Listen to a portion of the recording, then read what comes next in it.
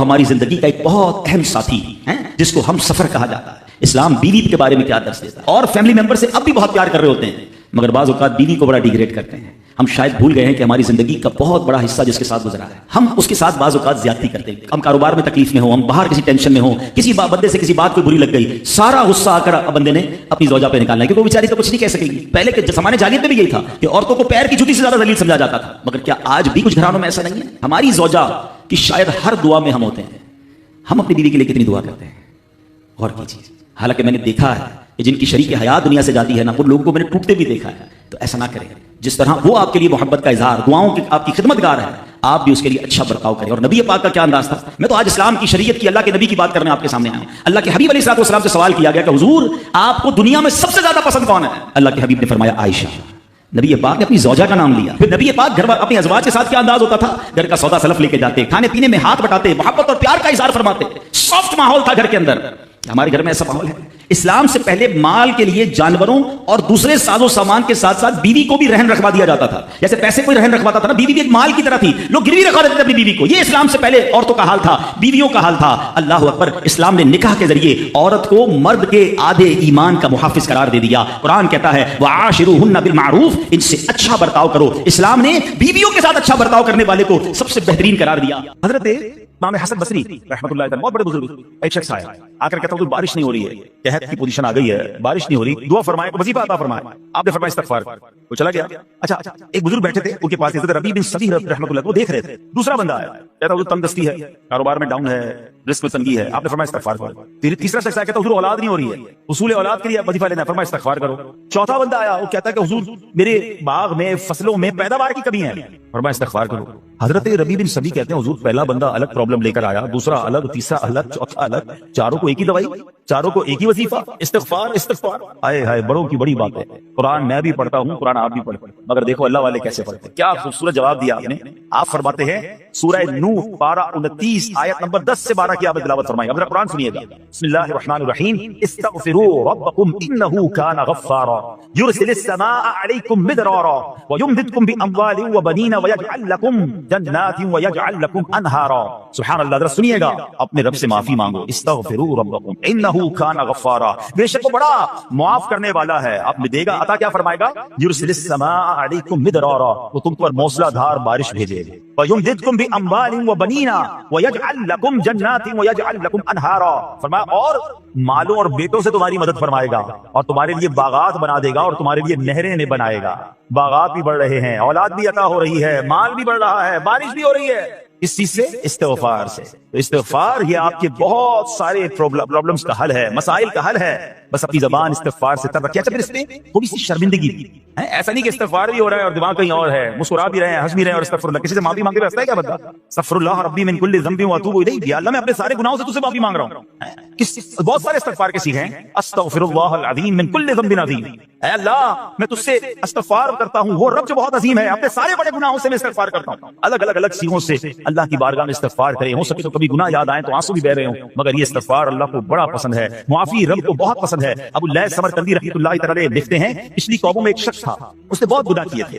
ایک بار اس نے اپنی پچھلی زندگی کے بارے میں سوچا، گناہوں کے بارے میں غور و فکر کیا، تو اس سے شرمندگی ہوئی۔ اس نے نادم و شرمندہ ہو کر 3 مرتبہ کہا اللہم غفرانک اللہم غفرانک اللہم غفرانک، اے اللہ تیری بخشش، اے اللہ تیری بخشش، اے اللہ پاک تیری بخشش۔ اسی لمحے اس کو موت آ گئی اور اللہ پاک نے اس کی بخشش فرما دی۔ آئیے ہم بھی پڑھ لیتے اللہم غفرانک اللہم غفرانک اللہم غفرانک۔ استغفار کرنا، توبہ کرنا، گناہ یاد کر کے شرمندہ ہونا، یہ اللہ کو کتنا پسند ہے۔ ایک سبحان اللہ، اس کے بارے میں چند برکتیں آپ کو بیان کرتا ہوں۔ بڑی عظیم برکت یہ ہے کہ اس کی بدولت بندے کا تنگی اور غم دور ہو جاتا ہے۔ حدیث پاک میں ہے جو ہمیشہ استغفار کرتا رہے اللہ پاک اس کے لیے ہر تنگی سے نکلنے کا راستہ بناتا ہے، ہر فکر و غم سے اسے خلاصی عطا فرماتا ہے۔ اس کی ایک برکت یہ بھی ہے کہ ایسے بندے کو اللہ پاک غیب سے رزق عطا فرماتا ہے۔ حدیث پاک میں ہے استغفار کرنے والے کو اللہ وہاں سے رزق عطا فرماتا ہے جہاں اس کا گمان بھی نہیں ہوتا۔ اتنی مہنگائی ہے، اتنی مشکلیں ہیں، اتنی تنگی ہے، لوگ قرضے میں ہیں، کبھی ادھر جاتے ہو کبھی ادھر جاتے ہو، ارے بھائی سب کے پاس جاتے ہو، رب کے پاس کیوں نہیں جاتے؟ استغفار کرنا شروع کر دو، فرمایا ادھر سے روزی دے گا، جہاں تمہارا گمان بھی نہیں جائے گا. اس کی برکت سے اللہ پاک دلوں کے زنگ کو دور فرماتا ہے. آئیے پیارے اسلامی بھائیوں، اللہ کو معافی مانگنا، دل سے پکارنا کتنا پسند ہے. میں آپ کو بہت ہی خوبصورت واقعہ بتاتا ہوں، اور یہ واقعہ ہے حضرت موسیٰ علیہ نبینا علیہ السلام. اللہ پاک نے حضرت موسیٰ علیہ نبینا علیہ السلام نے ایک بار اپنی مناجات میں عرض کیا، یا اللہ یا رب. اللہ پاک کی طرف سے جواب آیا، لبیک یا موسیٰ. آپ نے عرض کیا، اللہ تو میرا مالک ہے، تو خالق ہے، میں تو تیرا بندہ ہوں. ارشاد ہوا، مجھے یہ پسند ہے کہ جب مجھے کوئی میرا بندہ یا رب پکارے تو میں اسے لبیک کہہ کر جواب. اللہ فرما رہا حضرت موسیٰ نے عرض کی، یا رب کیا یہ ہر مطیع بندے کے لیے ہے؟ کیا ہر نیک آدمی کے لیے ایسا ہے کہ جب تجھے وہ پکارے تو لبیک فرماتا ہے؟ سنو، اللہ فرماتا ہے ہاں، بلکہ ہر گناہگار بندے کے لیے بھی ہے. حضرت موسیٰ نے عرض کی، اللہ فرما بردار تو تیری اطاعت کرتا ہے. وہ بات تو سمجھ آ رہی ہے، گناہگار پر یہ کرم کس وجہ سے؟ اے ہائے، سنو میرے رب کیسا کریم ہے. فرماتا ہے موسیٰ، اگر میں بھلائی کرنے والے کو اس کی بھلائی کا بدلہ دوں اور برائی کرنے والے پر اس کی برائی کی وجہ سے احسان نہ کروں تو میرا جود و کرم کہاں جائے گا؟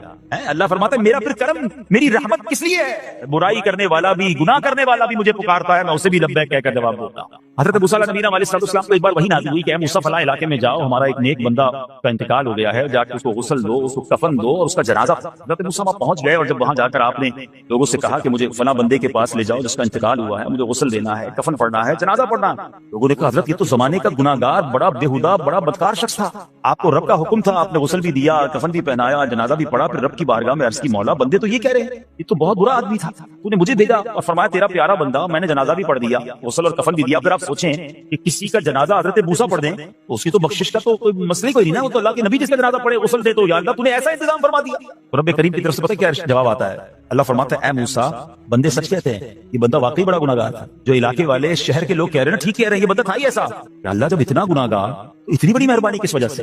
ارشاد ہوا اے موسیٰ، اس بندے نے مرنے سے پہلے مجھ سے 5 کلمات کے ذریعے بات کی، مناجات کی، مجھے پکارا، 5 سینٹنس تھے، 5 کلمے تھے، اور اے موسیٰ اس کی وجہ سے میں نے اس کی مغفرت فرما دی. حضرت موسیٰ کہتے ہیں یا اللہ وہ 5 کلمے تو بتا دے. وہ 5 کیسے جملے تھے کہ علاقے میں سب سے مشہور بدکار اور اس کا انتقال ہو تو رب مغفرت بھی فرمائے اور اپنے نبی کو فرمائے جا کے جنازہ پڑھو. وہ آپ نے کہا یا اللہ وہ 5 کلمات بتا دے. اب ذرا یہ 5 کلمات سنیے گا. ایکچولی جو بات سمجھنی ہے نا، استغفار ہے کیا، معافی مانگنا ہے کیا، توبہ کیا ہے. اللہ فرماتا ہے کہ ہم نے سنا کہ جو بندہ اللہ سے استغفار کرتا ہے اللہ اسے دیکھ کر مسکراتا ہے. اس کی وجہ یہ کہ بندہ رب کی بارگاہ میں اپنے آپ کو سرنڈر کرتا ہے، اپنے گناہ یاد کرتا ہے، اپنی کم مائیگی کا اظہار کرتا ہے. وہ کہتا ہے الندم التوبہ، شرمندگی توبہ. شرمندہ ہو جائے نا انسان. دنیا میں پتہ کیا معاملہ ہے، ہم کسی عدالت میں جا کر کہتے ہیں ہم نے جرم کیا، اقبال جرم، ٹھیک تو کیا ہوتا ہے؟ جج کہتا ہے پھر اس کو گرفتار کرو اور سزا سناؤ. بندہ خود ہی مان رہا ہے، گواہوں کی ضرورت کیا ہے؟ دنیا کی عدالت میں اقبال جرم پر سزا ملتی ہے. میرے رب کی رحمت کی عدالت دیکھو، بندہ وہاں جا کر اقبال جرم کر لے، شرمندہ ہو جائے، معافی مانگ لے، اللہ اس کے سارے گناہ معاف فرما دیتا ہے. یہ فرق ہے دنیا والوں میں اور رب کی عدالت میں. سبحان اللہ. وہ حضرت موسیٰ کہتے ہیں یا اللہ وہ 5 کلمے بتا، اور بتائے گئے تو وہ 5 کلمے سنیے گا. وہ بندہ کہتا ہے مرنے سے پہلے اے رب تو جانتا ہے میں نیکوں سے محبت کرتا ہوں اگرچہ خود نیک نہیں. یا رب تو جانتا ہے میں فاسقوں سے بغض رکھتا ہوں اگرچہ میں خود فاسق نہیں. سمجھ رہے بات؟ اللہ نیکوں سے پیار کرتا ہوں، مجھے پتا ہے میں خود نیک نہیں ہوں. میں گناہ گاروں سے نفرت کرتا ہوں حالانکہ میں خود بھی گناہ گار ہوں. کہیں بھی اپنی بڑائی نہیں ہے، میں گناہ گار، میں بدکار، مگر اللہ میں پیار کرتا ہوں نیک لوگوں سے. تیسرا جملہ کیا تھا؟ یا رب اگر مجھے معلوم ہو جائے کہ میرے جنت میں داخل ہونے سے تیری ملکیت میں کوئی کمی آ جائے گی، اے اللہ میں تجھ سے پھر جنت کا سوال کرنا چھوڑ دوں. مجھے یہ پتا ہے یا اللہ تو نے مجھے جنت میں داخل کیا نا، تیری جنت میں کوئی کمی نہیں آئے گی، بہت بڑی ہے. اب مجھے داخل بھی کرنے سے تیرا کچھ نہیں جائے گا. اگر کچھ جاتا ہوتا تو یا اللہ میں جنت تیرے سے مانگنا چھوڑ دیتا. چوتھا جملہ کیا ہے؟ اے رب اگر مجھے معلوم ہو جائے کہ مجھے جہنم میں داخل کرنے سے تیری ملکیت میں اضافہ ہو جائے گا تو میں پھر جہنم سے پناہ نہیں مانگوں گا. یعنی اگر تو تیرے ملک میں تیری شان میں اضافہ ہو رہا ہے مجھے جہنم میں ڈالنے سے، پھر تو میں نہیں کہوں گا تجھے کہ جہنم سے نکال. اگر مجھے پتا ہے تو پہلے ہی مالک ہے، تو پہلے ہی خالق ہے، سب کچھ تیرا ہے، مجھے جہنم میں ڈالنے سے تیری کوئی ملکیت میں اضافہ نہیں ہونا. اور آخری بات کیا کہتا ہے؟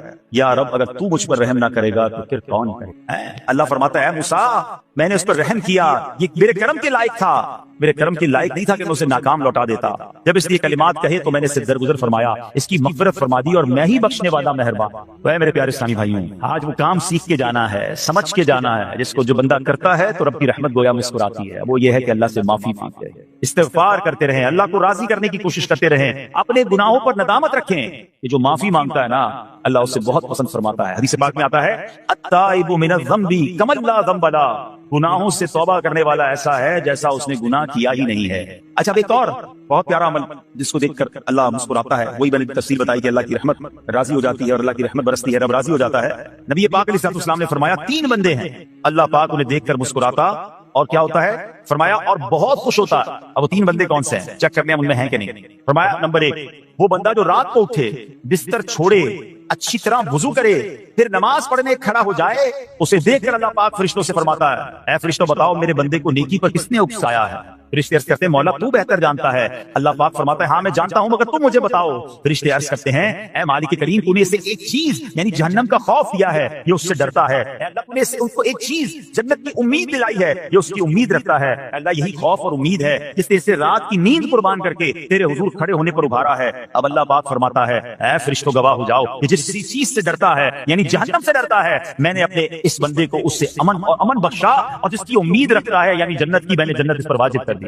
رات اٹھ کر جب دنیا سوئی ہو بندہ اٹھ کر تہجد کی نماز ادا کرے، اللہ کی بارگاہ میں آنسو بہائے، اللہ فرشتوں کے سامنے گویا فخر فرماتا.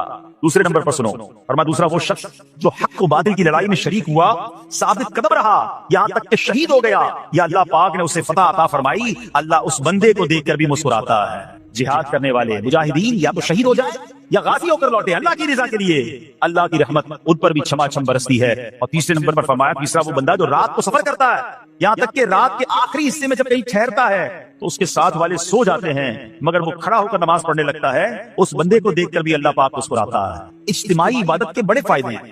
اجتماع میں آنا، محفل میں آنا، دعا میں شرکت کرنا بہت اچھی بات، مگر اپنی عادت ایسے بھی بنائیں کہ کچھ عبادتیں ایسی کریں کہ میں جانوں اور رب. یہ جو رات اٹھ کر دعا کا لطف ہے، رات اٹھ کر جو نماز پڑھنے کا لطف ہے، جب ساری دنیا سو رہی ہے اور بندہ اپنے رب کی بارگاہ میں حاضر ہے. علماء کہتے ہیں دن کے نوافل کے مقابلے میں رات کے نوافل افضل ہے، کیونکہ رات سکون ہوتا ہے، رات رکعت قلبی ملتی ہے، سبحان اللہ رحمت الہی چھما چھم برستی ہے. ہمیں کیا کرنا ہے کہ رات تہجد کی نماز کی عادت ڈالے. رمضان میں بن گئی تھی نا، ساری کے لیے اٹھتے تھے تو لوگ تہجد پڑھتے تھے. اللہ کرے کہ یہ عادت بن جائے. کبھی کبھی اگر ہر روز نہیں ہو سکتا کم از کم کبھی کبھی کرے. اچھا اگر ایسی کوئی عبادت ہو بھی جائے نا پھر سب کو بتائیں نا کہ رات اٹھا تھا تو جناب دعائیں بھی کی تو آنسو بھی بہائے. نہیں کبھی کبھی ایسا کیا کرو کہ میں جانوں اور رب جانے. اللہ سے باتیں کیا. میں آپ کو صحیح بتاؤں، آپ مجھے ایک بات بتائیں، یہ تو آپ نے سن بھی لیا کہ اللہ کی رحمت کس قدر برستی ہے اس پر. زندگی میں بھی جب کبھی ہم پریشان ہوں اور رات نیند نہ آئے، کبھی کبھی ایسا ہوتا ہے پریشانی میں نیند نہیں آتی، کروٹیں بدل رہا ہوتا انسان، اور اس کروٹ بدلتے بدلتے میں آپ کی جب والدہ حیات ہوگی یا ماشاءاللہ جن کے پاس ماں موجود ہے، ماں جیسی ہستی کہاں ملتی ہے. ایک بار اور سن لو، دنیا کی بہت ساری چیزیں میرے اور آپ کے پاس ہیں جو ریپلیسیبل ہے، جو بدلی جا سکتی ہیں. موبائل فون لیتے ہیں بڑی خوشی سے لیتے ہیں مگر نیا ماڈل آتا ہے تو لوگ بدل دیتے ہیں. سواری لیتے ہیں بڑی خوشی ہوتی ہے مگر جب نئی سواری آتی ہے تو ریپلیس بدل دیتے ہیں. ماڈل نیا آ گیا بھائی اب وہ پرانی لگتی ہے. مگر یاد رکھو ماں باپ چلے جائیں نا اس کے بعد ماں باپ دوبارہ نہیں رہتے. ان کا کوئی نیا ورژن یا نیا ماڈل نہیں ہے تو ان کی قدر کر لو، ان کی دعائیں لے لو. تو بہرحال آپ کبھی کبھی تکلیف میں ایسا ہوا ہو کہ رات کو نیند نہ آئی ہو، بے قرار ہو کر ماں کے پاس گئے، آنکھوں میں آنسو لے کر کہ ماں میں پریشان ہوں، بیمار ہوں یا قرضے میں ہوں یا فلاں پرابلم ہے. ماں نے کیا کیا؟ کروٹ بدل کر سو گئی کہ بیٹا تو جان تیرا کام جانے. یا ماں خود بھی بیدار ہو گئی، سینے لگایا اور دعا کرنا شروع کر دی. بھائی ہم روئے تو ماں بھی روئی. یہ ہے نا ماں میری تکلیف. ایسا لگتا ہے کہ مجھے کبھی کبھی یہ فیصلہ کرنا مشکل ہوتا تھا کہ تکلیف مجھے زیادہ ہوتی ہے، میری تکلیف بھی ہے